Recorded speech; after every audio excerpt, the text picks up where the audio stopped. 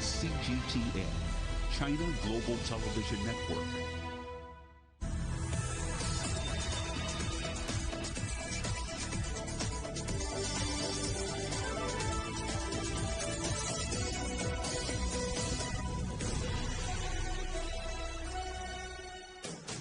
Live from London, this is Global Business. Hello and welcome. I'm Paul Barber. And I'm Robin Dwyer. Our top stories. The UK's plans to deport asylum seekers to Rwanda are given the green light as a last-minute legal challenge is rejected. The first flight is due to leave on Tuesday. The UK government will outline plans to scrap some post-Brexit trade rules for Northern Ireland. The EU says it's a breach of trust and international law. Ukraine says Russia has taken control of the centre of Severodonetsk, but President Zelensky says troops are continuing to fight for every metre. And global stock markets plunge as inflation fears and economic slowdowns hit sentiment.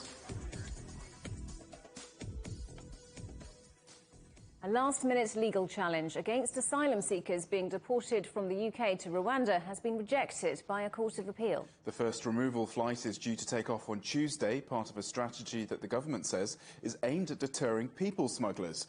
Human rights groups, though, say the policy is cruel and inhumane. Live now to Westminster and CGTN's Nawija Barkil. Nawija, we've just heard the judge's decision to allow the government to proceed with this first deportation flight tomorrow. What were the reasons given? Yeah, well, Paul, almost an hour it took for Judge Singh to come to this decision, and it essentially upholds the High Court's ruling that this is in the public interest. The judge is saying that the government had to have the right to be able to carry out policies that it saw as appropriate in terms of dealing with the issue. Now, the issue has become more serious in recent years. More than 10,000 people have crossed the English Channel so far, arriving in the United Kingdom in the first half of this year. That's more than double the figure for last year. In total, last year, almost 30,000 arrived and dozens lost their lives as well. So it's risky as well. That's why the government says it's introducing this policy to send people to Rwanda. It says the Home Secretary Priti Patel saying that it will offer Rwanda costs of resettling these migrants and asylum seekers. The large majority who will be sent, we understand, are going to be single men. It will help them with things like education, with things like housing and healthcare as well. But it has faced a lot of criticism, not least from charities and aid groups working with refugees, as well as multinational organisations like the United Nations, which said that it potentially breaks international law, and it has described it as unacceptable as well. What critics say is that it's essentially outsourcing the problem to a third party rather than the UK dealing with this. But there is some support, the government claims, for the plans for a tougher immigration policy to deal with this. Now, what the court today was looking at, that decision, the appeals court looking at, was the flight that's set to take off tomorrow on Tuesday. The first flight to Rwanda is set to take off. It's not looking at the wider policy. That's crucial to remember here. A separate judicial review will look into that, according to the High Court Judge Smith, who passed his ruling on Friday. That flight was supposed to be taking about 30 people, but the number has dwindled down because of personal challenges that those people who were set to be deported have been allowed to make as well. Campaigners did manage, of course, to cut the number of deportations that were planned. You mentioned some of the other challenges. Are they likely to continue with this controversial policy? Yeah, well, they have been successful, some of those challenges. About 31 was the number said to be on the flight on Tuesday. On Friday, when the High Court passed its initial ruling saying this was in the public interest, that's really dwindled down over the weekend. Today, the Court of Appeals heard that the number was more around 11, but in the last few hours, one major charity that's working with those people being deported, called Care for Calais, says another 3 people have had their deportation orders cancelled, and they put the number set to take off tomorrow at 8, but there will still be plenty of resistance to those flights going ahead. Not too far from where I'm sat here is the Home Office, the Interior Ministry here in the United Kingdom. There's plenty of anger. There's another protest set to start there within the next hour as well.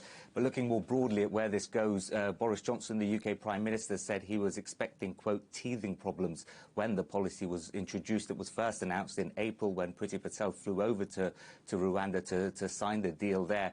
So the government was expecting some resistance, but in terms of where the legal challenges go, the judicial review could take up to 6 weeks to complete. That will look at the wider issue around whether this policy is lawful, whether it breaks international law, and also the cost is really important here. That's one thing that lots of critics have said could be a key issue. Does it make financial sense to send these people to Rwanda, especially at a time when the UK economy is facing so many challenges? But I think this is more broadly an issue about deterrence, trying to stop those people putting asylum seekers and migrants on boats, sending them here. But another crucial thing to remember is the reason many are risking their lives doing that is because other routes have been closed. And that's what charities and aid agencies want to see. They want to see more safe and legal options for people to come here to the United Kingdom in order to avoid risking their lives. Naweed Jabarkil in Westminster, thank you. The UK government is set to publish plans to override some of the post-Brexit trade rules governing Northern Ireland. It's despite warnings that the move would deeply damage relations with the European Union and with Ireland. The changes are expected to include a so-called green channel for goods moving from Britain solely into Northern Ireland. The EU says any unilateral action on the agreement will break international law, but Prime Minister Boris Johnson has called the adjustments relatively trivial. Problem at the moment, which is that in Northern Ireland, the Stormont Assembly, the government of Northern Ireland, can't meet because of the effects of the protocol. What it does is it creates unnecessary barriers on trade east-west. What we can do is fix that. It's not a big deal. We can fix it in such a way as to remove those bureaucratic barriers, but without putting up barriers on trade moving north-south in the island of Ireland as well. That's what we want to do. Let's talk to our correspondent Rosie Burchard, who's in Brussels. So, Rosie, we heard Boris Johnson there dismissing those changes as no big deal, but the EU won't see it that way. Absolutely not. That it will not be a view shared here in Brussels. There are a few things the European Union sees as less trivial than the integrity of its single market, and that's precisely what Brussels says is at stake here. Now, the Northern Ireland Protocol is an agreement which was negotiated by the EU and the UK when the United Kingdom decided to leave the European Union and when there was therefore a land border between the United Kingdom and the European Union on the island of Ireland, between Northern Ireland and Ireland. Now, once goods pass into the European Union and into Ireland, they can move freely within the bloc because of its single market, and that's why the EU wanted to have some checks on goods moving into Northern Ireland from the rest of the UK, and that's what this Northern Ireland Protocol foresees. However, it's proven to be a very politically contentious, divisive document, and both sides here agree that some changes need to be made. Now, the European Union came forward a few months ago with proposals to reduce the number of checks foreseen within the protocol and also to revise some of its own laws to allow a more free flow of medicines from the rest of the UK into Northern Ireland. But the UK government really saying that's just tinkering around the edges and that a more fundamental rethink is needed.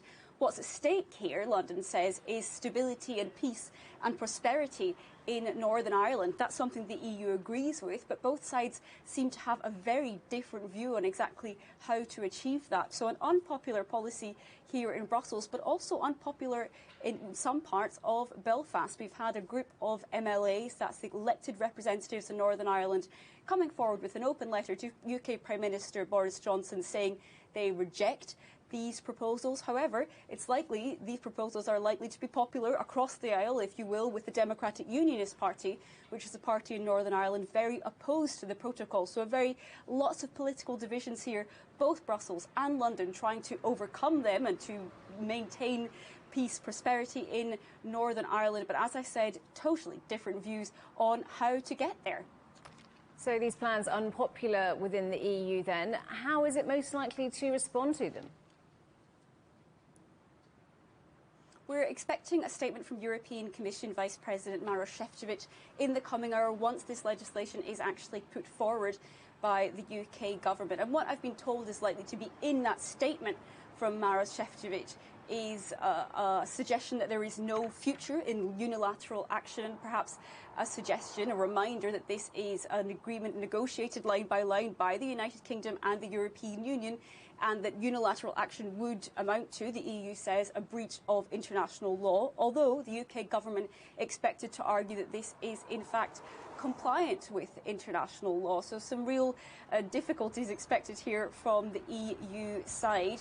There will likely also be a suggestion there alluding to potential repercussions. They will not be spelled out, most likely, but what that could mean is a risk of new legal action from the European Union against the UK. Some legal action was already taken by Brussels against London. It was frozen in September 2021. That could potentially be unfrozen. There could be new legal infringement procedures launched. And of course, the bigger threat here is of some sort of trade dispute between the UK and the EU, because the EU says the entire TCA, that's the entire trade deal negotiated between UK and the EU post-Brexit, is predicated on a solution to the problem presented by that land border on the island of Ireland. And the solution, the EU says, is the Northern Ireland Protocol. The UK, of course, wanting to do some sort of a more fundamental rewrite of some parts of that, it says, in order to better cater to businesses and people in Northern Ireland. Rosie Burchard in Brussels, thanks very much.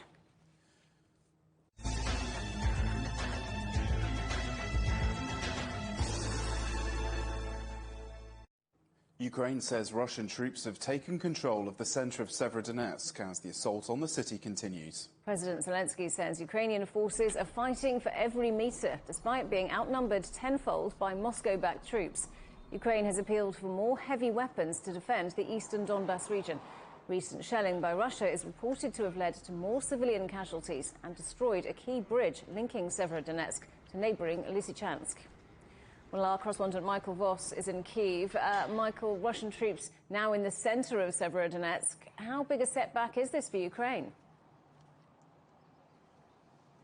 Well, if or when Severodonetsk falls to Russians, it will give Russia pretty much complete control of the Luhansk regional administrative district. It's one of the two regions, along with Donetsk, that make up the Donbas, and taking over control of the Donbas is President Putin's current stated aim. So it would allow him to claim at least a partial victory there. But we can't say that it's going to fall. This could be a slow process. As you say, President Zelensky says that the Ukrainian troops are defending it metre by metre. Certainly Russia controls most of the city itself. The Ukrainians have the chemical plant there, which is also housing in bunkers, we believe, several hundred civilians, being very heavily shelled, as you say, outnumbered 15 to 1 maybe, with more artillery on the Russian side. They've taken out bridges, which is going to make it very difficult for civilians to be evacuated, for troops to retreat, or for the Ukrainians to get reinforcements and more weapons.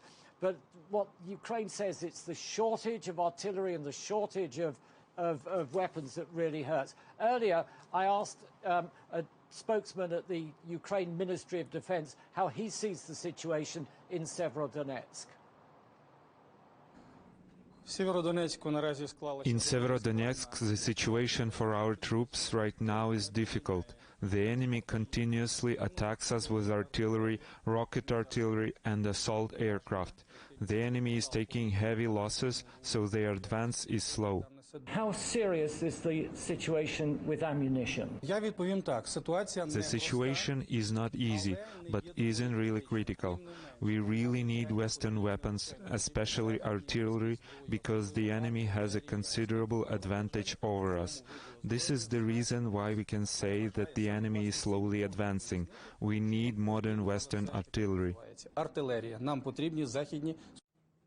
And Michael, there have been new claims about how Russian oil exports are funding the war effort by Moscow.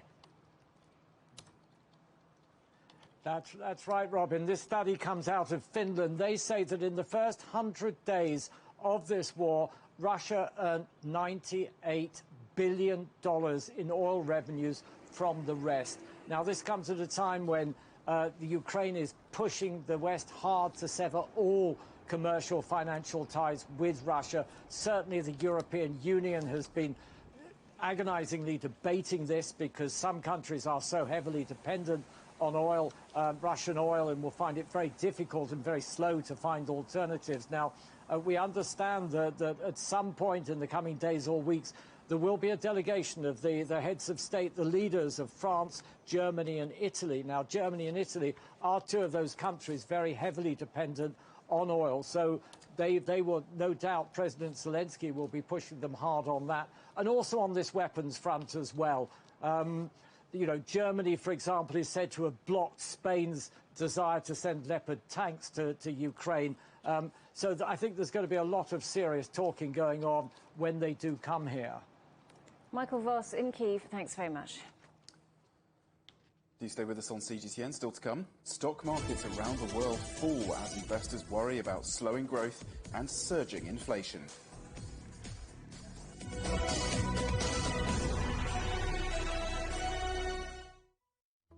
Search CGTN Europe wherever you get your podcasts to subscribe to The Agenda podcast. The Agenda with me, Stephen Cole, always gets to the heart of the story. Just subscribe today and listen now. Events have consequences. Words create impact. One more offensive in a long line of battles that's been ongoing for more... Just got to be careful here with some gunshots. Excuse us, excuse us. The world today matters for your world tomorrow. The number of casualties is growing quickly. Why, this is one of the hardest hit towns in the region. The world today, every day on CGTN. Facing the unknown is always difficult. In a world in turmoil, it's easy to lose orientation. But when the storms come, we have to see the possibilities. Reinvent. Find new opportunities. Discover a path forward. CGTN. See the difference.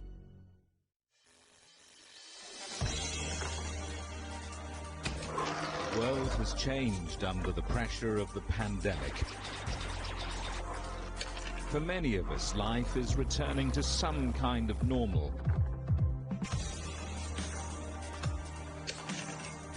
As we're adapting to changes in all of our lives, let Global Business Europe be your guide to the new normal. Join us weekdays on CGTN.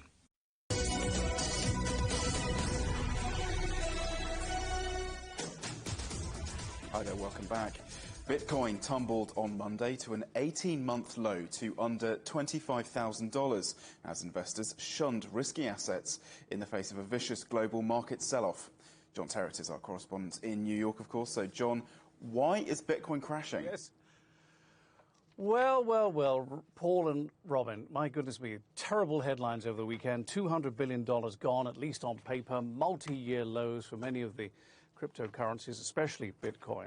The thing is, we are experiencing a crypto winter.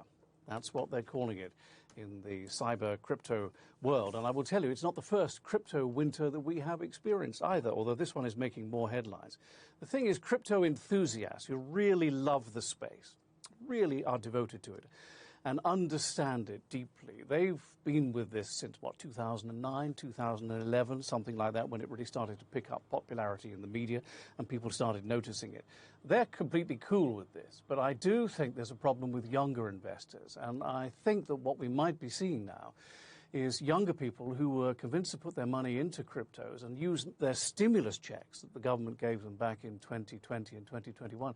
I think they may be pulling their money out now so that at least they preserve some of the gains and they don't lose everything. Now, there are a couple of banks that deal in this stuff. One is called Celsius, the other one is called Binance. And my understanding is that they have at least temporarily stopped withdrawals for the moment. I think one has technical issues. I think the other one may have done it because I think they think it's the right thing to do, to give everybody the chance to calm down and think about things a little bit. But that does amount to a run on the banks. You understand that. On the other hand, Charles Hoskinson is one of those who is completely devoted to the idea of cryptocurrency and who says that it's really like trying to change the finance and banking system in the world, rather like changing the tires on a car while the car is still going. That's what he describes it as. He's the co-founder of Ethereum, which is the blockchain on which Ether does its business. It's the second biggest of all the cryptos, and he says he doesn't think that Bitcoin will go below 20,000. And the reason for that is the last time there was a run-up, it went from 4 to 20,000, but it never fell back below 4,000. Now we've had this run from 20,000 to 65,000. So he doesn't think it'll go below 20,000. Bloomberg, meanwhile, is citing 21,000 this week. It's presently at 23,700. And here's a brand new word that you've never heard before, a chance to learn with John on Wall Street. The TradFis. The TradFis, that's what they call them. The traditional finance people remain extremely skeptical about all of this, including the Oracle of Omaha, Warren Buffett, who said that when Bitcoin goes down, we're going to find out who's actually wearing pants. And by that he means trousers, because that's what Americans call trousers. And what he means by that, guys, is we're going to find out who borrowed to invest in Bitcoin and who is a serious, proper investor who knows what they're doing. You definitely told me something. Trad fines. It doesn't really roll off the tongue. Trad fines. Does it? No. No, I learnt it this weekend. Trad fines. Well, thank you for sharing. It's not just Bitcoin, though, is it? All cryptos. You know, everything's going south, isn't it? Yeah, it is. And it's all based on the CPI figure on Friday, the Consumer Price Index, the price that Americans pay in inflation when they go to the store and the gas station, 8.6%, not good. We thought it was going to be down. It was up. And, of course, we've seen stocks in Asia and Europe falling because of this, and now on Wall Street as well. The basic problem is inflation is soaring, and people hadn't expected it to be quite this bad. Prices are eating up pay and wages. The bond market has inverted. You get as much money investing in the 2-year bond as you do in the 10-year bond. That's always a sign of a recession. The elephant in the room is high crude prices, high petrol prices.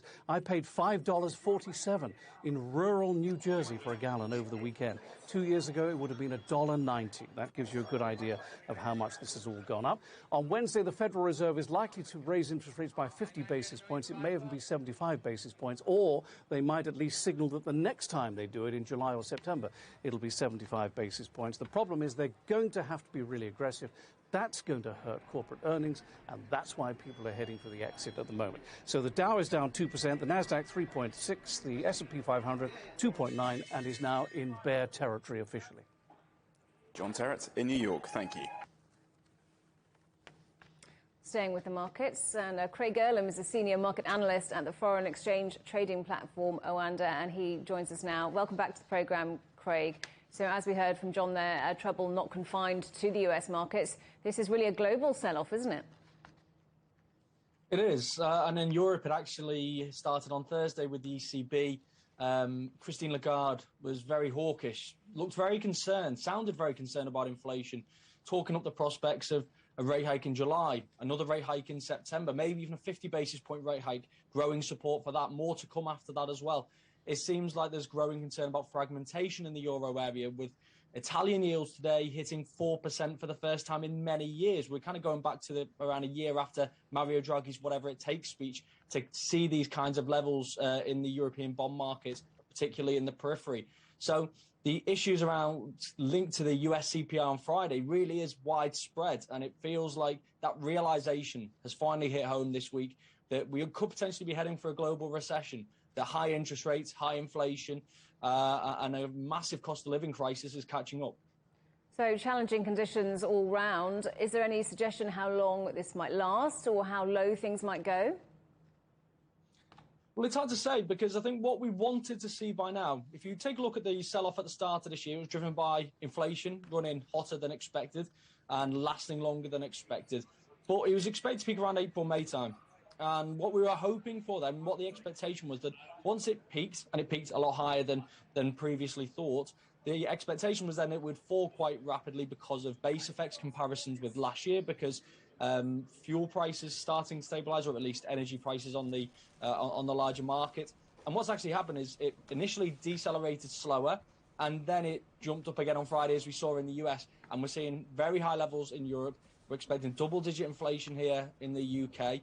And all of a sudden, this peak being higher and not decelerating, the combination of those two means that the fear is very much arrived in these markets. And the question is, how long can it last? Well, it'll last as long as inflation lasts, because if central banks are raising interest rates and raising interest rates aggressively, but inflation just isn't coming down as quickly as it needs to, then the fear will remain. If we see a month or two where the data shows signs that it is starting to cool, and I think we will start to see risk appetite return. And you said the dreaded words global recession. John was talking about the possibility of a US recession, but what about elsewhere? Who do you think might be at risk? Well, I think everyone's at risk. I mean, if we look at the UK, for example, it was about 3 months ago that the Bank of England almost conceded defeat, started waving the white flag, said that later this year, inflation will hit double digits and the UK will effectively have a recession. Other countries have been slower. Other countries have been more resilient and said that, no, I think we can avoid a recession. The US in particular has said repeatedly, soft landing, soft landing, soft landing, although history doesn't really support their cause when it comes to raising rates as fast as they're intending to. We look at the markets now. Europe is selling heavily. US is selling heavily. Look at the emerging markets with the currencies selling heavily. This is typically what we'll see when we are heading for a recession. There's no guarantees. And as the previous guest alluded to, we saw the slight inversion of the 2 and 10 yield curve. That typically suggests the recession is coming at some point within the next 2 years. But we haven't gone deep into an inversion at this point. So the markets aren't completely convinced. And there is time to save that. There is time for that to reverse and for the data to start to convince us otherwise and for the pressures to start to cede. But at this point in time, the path of travel is not very good. And we have got plenty of central banks meeting in the coming days globally. Some decisive action has been taken, but do you think now is the time for more? And what can they do? I think more is essential. What we want to avoid is this negative feedback loop with regards to the kind of wage price spiral and to inflation going from being a 6 to 12 month, 18-month issue to being a decade issue. That's what central banks want to avoid. That's why they've been so heavily criticised for not moving earlier. Try and nip this in the bud. There's certain inflation they can't control. They can't control the cost of imports. They can't control supply-side shortages. They can't control COVID restrictions in China leading to supply chain issues. They can't control the price of fuel. There is domestic inflation pressures that they can try to get to grips with, and had they moved sooner and more aggressively, then potentially that could have made life a little bit easier further down the road, but it does increase the pain that we're going to be ultimately facing now. The Federal Reserve has already raised interest rates by 50 basis points once. They're likely to do so again on Wednesday, maybe even 75, although I think they may hold off another meeting for that. The ECB could do the same in September. The Bank of England's expected to raise by 25 basis points, but again, you wouldn't be surprised if they ramp up to 50 basis points because while they're waving the white flag, inflation is still expected to go double digits. And if they're only raising rates by 25 basis points while telling us inflation is going to hit more than 10%, then it really does send a very strange message to everyone. OK, Craig Erlam, great to get your thoughts today. That's Craig Erlam from Oanda. Credit Suisse has been put on a UK watch list of companies needing more supervision. That's according to the Financial Times. The Swiss bank has faced a series of scandals over the past few years, including fraud and incidents of spying on staff. The US financial giant State Street last week denied reports it was preparing to buy Credit Suisse. Bitcoin has fallen 14% after cryptocurrency platform Celsius said it was freezing all withdrawals and transfers. The total value of the crypto market fell below $1 trillion, down from $3 trillion last year. Celsius is one of the biggest players in the market, providing users with the ability to lend out their tokens as collateral for other crypto projects. That can yield as much as 17% a year. The Indian rupee hit a record low against the US dollar on Monday. Investors are worried about inflation and low economic growth. The dollar is also trading near a 20-year high, which increases pressure on emerging markets. Cautious optimism despite polycrisis. That's the view of the head of the World Trade Organization as more than 100 trade ministers meet in Geneva. It's their first ministerial conference in almost 5 years. Ngozi Okonjo-Iweala said that she hopes 1 or 2 global deals could be achieved this week, but she also warned of a bumpy economic path. Hosokli Makiyama is director at the European Centre for International Political Economy. Does he think there are grounds for optimism? Well, every DG, Director General of an international organization, would have to say that. WTO is very different from other international organizations in the sense that all the 160 plus members actually has a veto, which basically means that the smallest possible country to the largest players like Europe to China and the United States can block any deal that is on the table. What we are looking at here at this current ministerial is not so much new deliverables, but the focus is entirely almost on items that is actually not about backtracking existing deliverables that has been agreed at previous ministerials.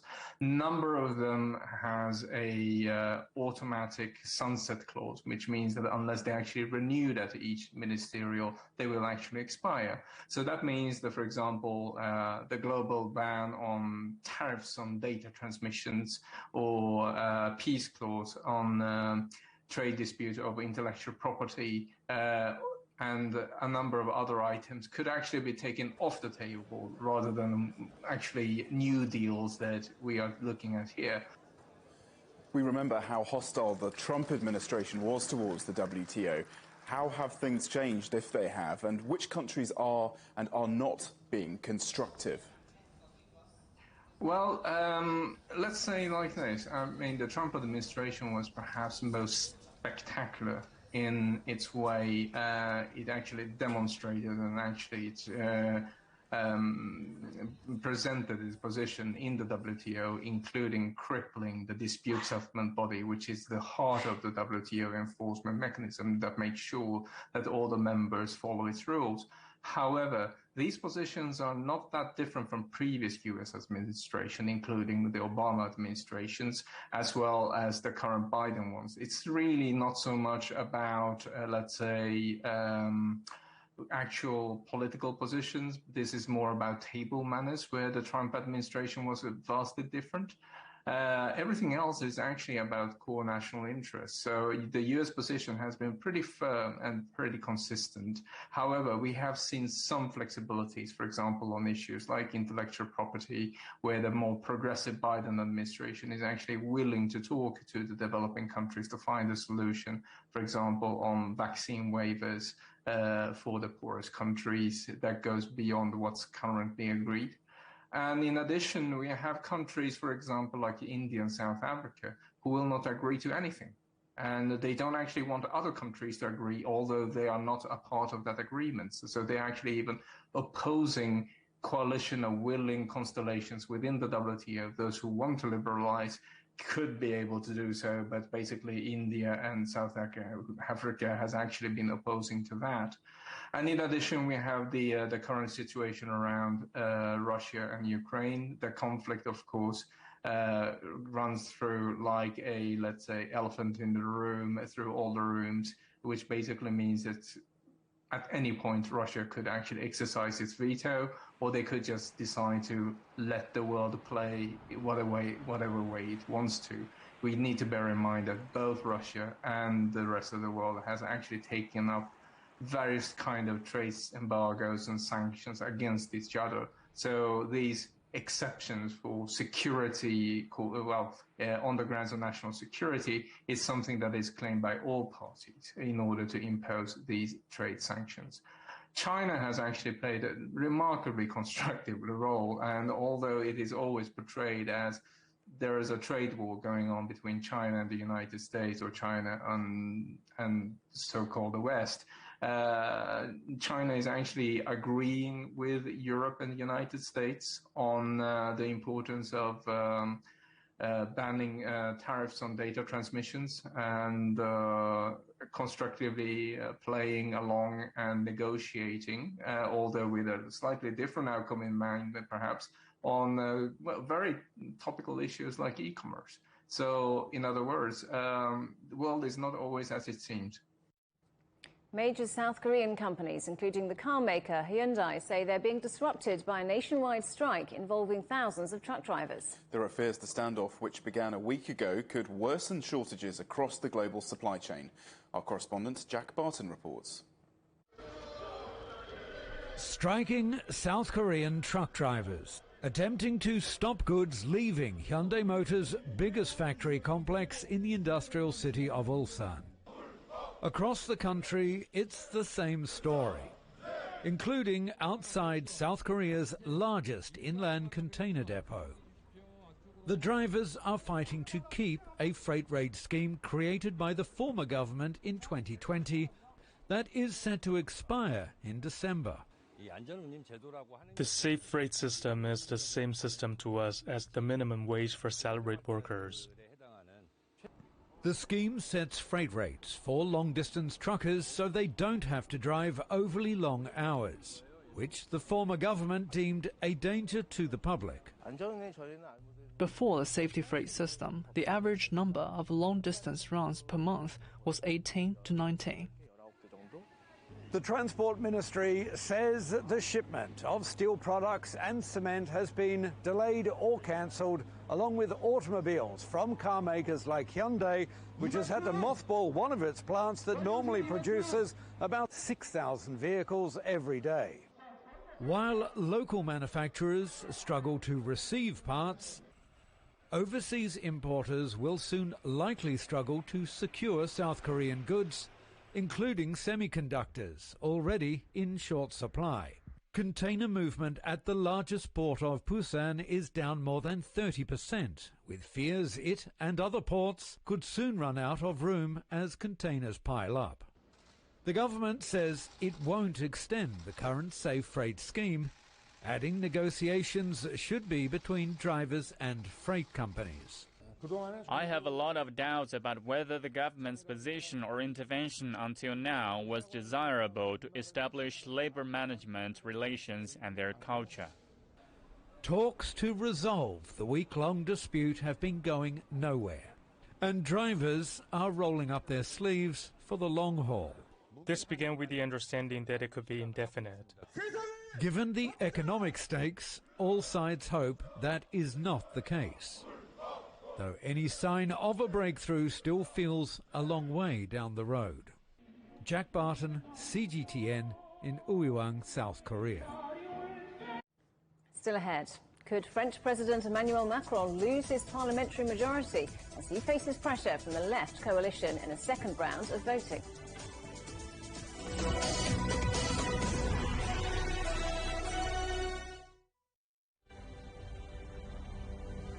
It is now important that all of us in Europe act very swiftly. Fines for the non-vaccinated will most likely be between $1,000 and $4,000. The new Omicron variant circulating in southern Africa.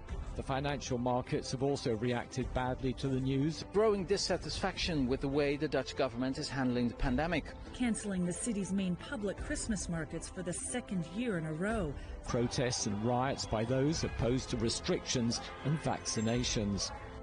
There is no room for complacency in this ongoing battle against COVID. On the agenda with me, Stephen Cole, we look up into space. We look down into data. We look at debt. We look at politics. We look at opioids, climate change. We look at all the issues that really matter around the world. But you matter too. We want to tell the stories you want to see and hear about. Make it your agenda.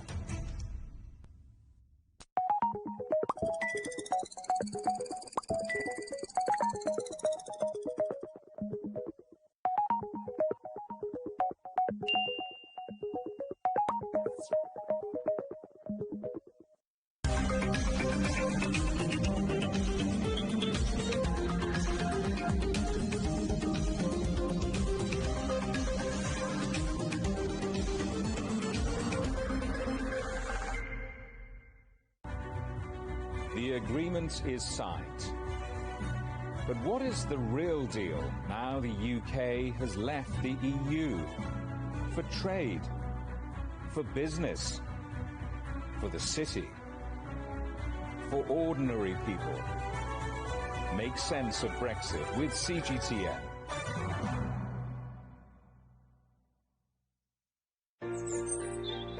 Ever wondered what's the difference between a bear and a bull market? Where are the cash cows?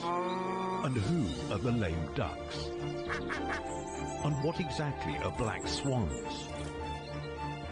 Grey rhinos? And unicorn companies? Make sense of it all with global business, only on CGTN.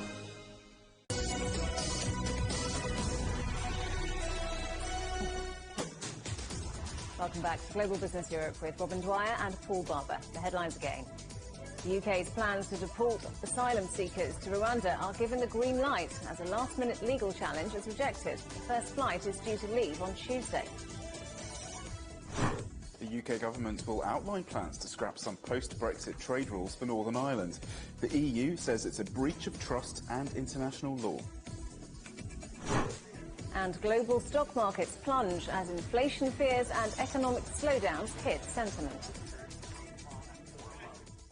The French President Emmanuel Macron is at risk of losing his parliamentary majority after a strong performance by a new left-wing alliance in the first round of voting. The NUPES coalition, led by Jean-Luc Mélenchon, won 26% of the vote, the same share as Macron's centrist Ensemble.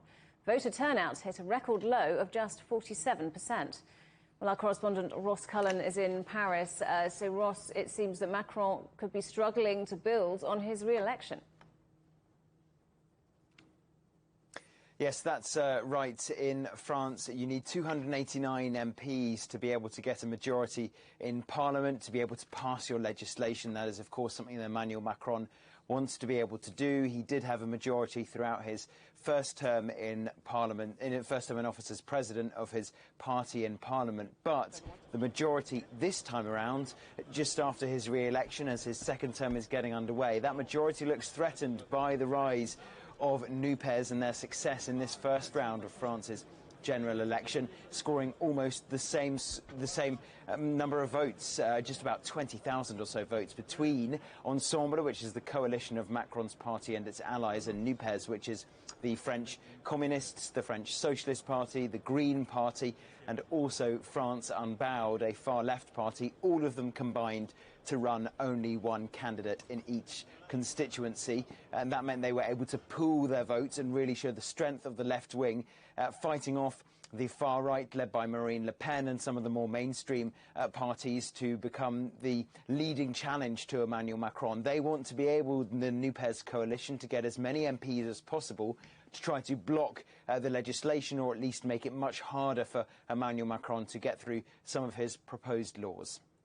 So we've got Sunday's second round vote coming up. Campaigning's back underway ahead of that. What are voters looking for? How will candidates persuade them? Well, Robin, there's 577 MPs in the lower house of Parliament here in France, and if you don't get a majority in the first round yesterday, then the top two candidates in each constituency go through to a straight runoff. That's on the Sunday the 19th, as you say, and voters will be looking at particularly local issues like the cost of living, like impacts of on employment and on jobs, services, hospitals, schools, and transport, as well as major wider issues such as the impact of the war in Ukraine on food security and the fight against the climate emergency. So they're some of the issues that voters will be looking at. Also, the politicians will be trying to gain votes off each other, convince the floating voters, and try to show that their candidate's the one to be able to win, to rack up as many MPs as possible. Emmanuel Macron trying to cross the barrier, as I say, of 289 to get a majority. That's exactly what NUPES also want to be able to do. If they do succeed in getting a majority, becoming the largest party, they will force Emmanuel Macron to ditch his chosen Prime Minister of Elizabeth Borne, who's only been in the job for a month, and potentially choose Jean-Luc Mélenchon. This period of cohabitation, as it's known in France, the situation which we have seen in the past, where the President and the Prime Minister come from different sides of the political spectrum. So that's something that we could well see after the second decisive round of voting on Sunday the 19th. Ross, many thanks. That's our correspondent Ross Cullen in Paris. Well, let's get more on this now from Douglas Yates, who's a professor at the American Graduate School in Paris. Thank you very much indeed for joining us. So President Macron is at risk of losing his outright majority. How big a shift do you think this is for French politics, potentially? Well, I mean, he himself represented a change in 2017. So in some sense, this is a return to normal. The long-term trend in French politics has been there is a left and there is a right. And Macron tried to position himself as a centrist candidate. And in reality, what's happened is the left has gone further to the left and the right has gone further to the right. And Macron occupies this middle terrain somewhat safely. He might lose his absolute majority, but he's very likely to find a small coalition partner, for example, in Les Républicains. So that would be a return potentially of the Sarkozy party. The left wing, the far right, you're saying that it's kind of become more polarised. Sunday wasn't a bad day for the far right either. What kind of issues are driving voters towards these extremes? Well, we've been able to see on the far right that the traditional issues of anti-immigration xenophobia, which were heralded by Eric Zemmour, didn't play out well enough for him to get into a single second round. He himself failed to get into the second round. Whereas the poor, the people who are feeling really the pinch of this hyperinflation, have a fear that their buying power is declining, that the public services are not serving them. And on the extreme right, inflation is the big issue. On the extreme left, they're absolutely in opposition to Emmanuel Macron's policy agenda. That is, you name any policy Macron wants to accomplish, Mélenchon and the left are against him. So there's not really a center-left anymore. The Socialist Party has joined Mélenchon on a hard-left opposition, and there's not really much of a center-right apart from the Republicans. So the only party that would join Macron in his policy agenda would be the traditional Gaullist right. And many of them have at any rate migrated to Macron's big center. And let's talk about turnout for these parliamentary elections. We know that less than half of the electorate actually voted. What's behind this lukewarm engagement, do you think? Yeah, in absolute terms, the French are simply less interested in legislative elections than in presidential elections. In part, this is because, say, unlike a general election in Great Britain, people voting in the parliamentary elections here aren't really selecting a prime minister or a government. So there appears to be less at stake. They often don't know their local legislative candidate because parties are strong here and individuals are weak. And also the French have simply lost that sense that there's a duty to vote. So you should expect the coming round two to be a major disappointment. There's not much really to bring people out. The extreme right feels excluded by a system where, although they have about a fifth of the electorate, they've gotten about 1% of the seats. So they're not very motivated outside of the circumscriptions where they have an opportunity to win. And on the left, which counted a lot on younger voters, they don't really see the point. And so Macron himself is, I think, counting on this inertia. Apathy plays into the hands, low voter turnout plays into the hands of the presidential majority. Professor Douglas Yates, great to get your thoughts. Thank you so much. A cross-party group of US senators has announced an agreement that could lead to the country's first new gun control law in decades. The plans include tougher checks for buyers aged under 21 and a crackdown on illegal gun purchases. The deal was announced a day after tens of thousands of people rallied around the country calling for new legislation. There's been rising public concern about gun violence after a series of mass shootings. There have been conflicting claims over whether the bodies of two missing men have been found in the Brazilian Amazon. UK journalist Dom Phillips and Indigenous expert Bruno Pereira disappeared a week ago during a research trip. Media reports had said the wife of Mr. Phillips was told that the remains had been found, but Brazilian police have denied this and say they're still studying a number of items thought to belong to the pair.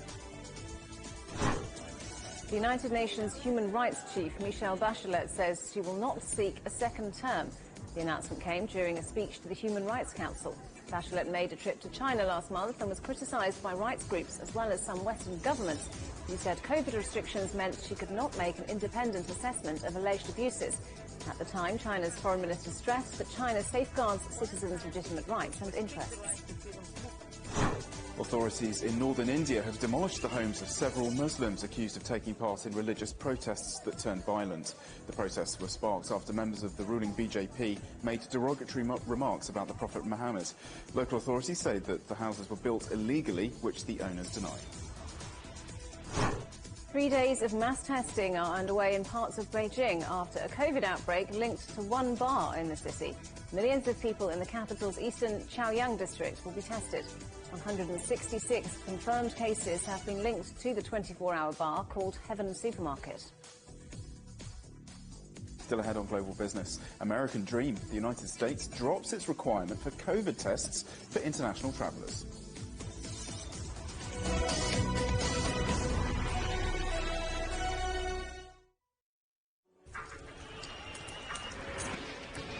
So this is it. I'm just about to be shot.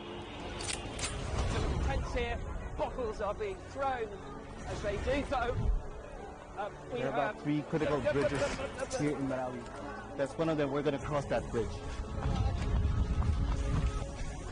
As you can see behind me, police forces who are replying with gas. Gas just came in. Gas. So it's all begun now. Divisions leading the charge into West Mosul have brought us here. Just got to be careful here with some gunshots. This is where most of the fighting has been concentrated. It's the front line now after 9 days of fighting. We're about 2 to 3 kilometers from within the front clear line. view of this front line position. Have you ever wondered how much a human life is worth? Have you ever looked up at the night sky and considered whether aliens are staring back? Or if it's even possible to measure intelligence? If that sounds like you, it's time to join the Answers Project with me, Stephen Cole. And me, Mari Beveridge. We've recruited the best brains in the world, award-winning astrophysicists, giants of medical science, and former presidential advisors to help us tackle humanity's biggest questions. Find the answers wherever you get your podcasts.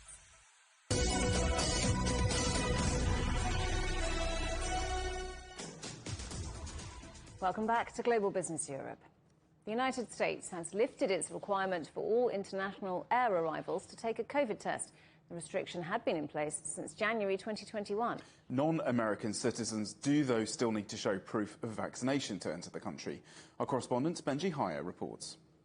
Finally, liftoff for the travel industry. After months, years of disruption, one of the last remaining COVID restrictions in the US has been scrapped. Inbound passengers flying to the United States won't need to test negative for coronavirus prior to departure. The move follows intense lobbying by airlines and comes as a huge relief for many travellers who throughout the pandemic have had to pay for tests and live in fear of cancelling a trip last minute or being stuck abroad. I had 4 extra days in London because I tested positive and needed to wait 11 days. Even though I had a doctor's note, it didn't matter. So, yeah, it was complicated. I'm a physician. I deal with COVID patients fairly regularly, and I think it's very reasonable. The new Omicron variant is reasonably infectious but fairly mild in its import to the individual, and it seems to be fairly well managed by the population, so I think it's gotten to the point of reasonable. Plus, I think once you let the genie out of the bag, it's out of the bag. The US Centers for Disease Control and Prevention says that because of the rollout of vaccines and treatments, the US can now afford to drop previously necessary measures. The impact of the pandemic, however, is still plain to see. Airline staff shortages due to outbreaks of COVID-19 and layoffs during the economic downturn have forced the cancellation of thousands of flights in recent months. The White House is aware of the risk that a rise in cases can still pose. There certainly are models out there that suggest that we could have a sizable wave of infections in the fall and winter, especially if we don't have a vaccination campaign in the fall and winter. If we run out of treatments, if we don't have enough diagnostic tests, we could be looking at a more complicated situation. And that potentially complicated situation means the CDC will reassess its decision in 90 days and stands ready to reinstate the rule if needed. But with testing regulations already dropped by other major economies, the UK, Germany, Canada, for example, the US will be hoping it can avoid reimposing those controls, especially with a busy summer season of travel ahead. Benji Hire, CGTN at Ronald Reagan Washington National Airport. Sanctions have been imposed on Russia's space program after its invasion of Ukraine. CGTN's Li Jianhua sat down with the head of the country's space agency, Roscosmos. He asked him if Moscow will continue to participate in the ISS and about the possibility of using Sarmat intercontinental ballistic missiles. In 1998, when the first module was launched, it seemed then the relationship between Russia and the West would look up, but then the situation became complicated. And now, after the West began to behave aggressively, we have very little chance of continuing cooperation on the International Space Station. Now we have an agreement with the Russian government to work on the ISS until the end of 2024. If we stay after 2025, we need another governmental agreement. I don't know if we can talk about it in the current situation. So Russia will create its own space station called Rosen. So any progress on that? We'll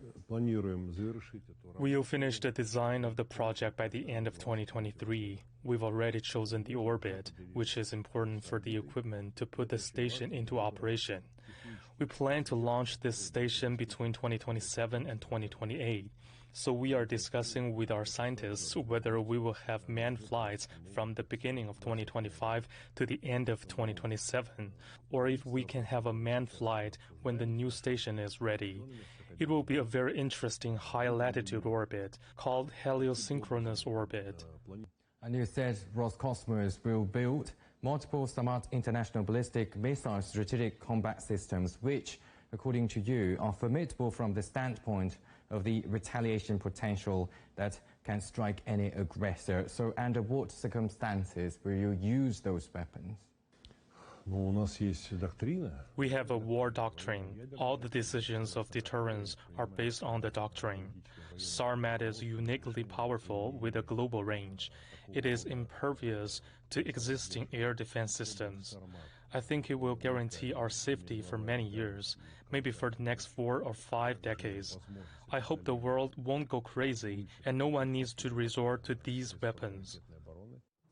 Now, Michael Rosen is a British best-selling author, poet and playwright, and a former UK Children's Laureate. But his career began in rather humble surroundings. He's been speaking to Global Business Europe about his first job. My very first job was plucking chickens. I think I was 13 or 14 and my friend was the son of the butcher. I wanted to earn some pocket money and so I went to the butcher's. It was Christmas time here in England and I tried to pluck the chickens, but I was so slow they sacked me. So not very good. Well, that's part of our new digital series called #MyFirstJob, where industry leaders tell us about how they began their careers. To find out more, head to our CGTN Europe social media accounts on TikTok, Twitter, Facebook, Instagram and YouTube. And headlines again. The UK's plans to deport asylum seekers to Rwanda are given the green light as a last-minute legal challenge is rejected. The first flight's due to leave on Tuesday. The UK government will outline plans to scrap some post-Brexit trade rules for Northern Ireland. The EU says it's a breach of trust and international law. And global stock markets plunge as inflation fears and economic slowdowns hit sentiment.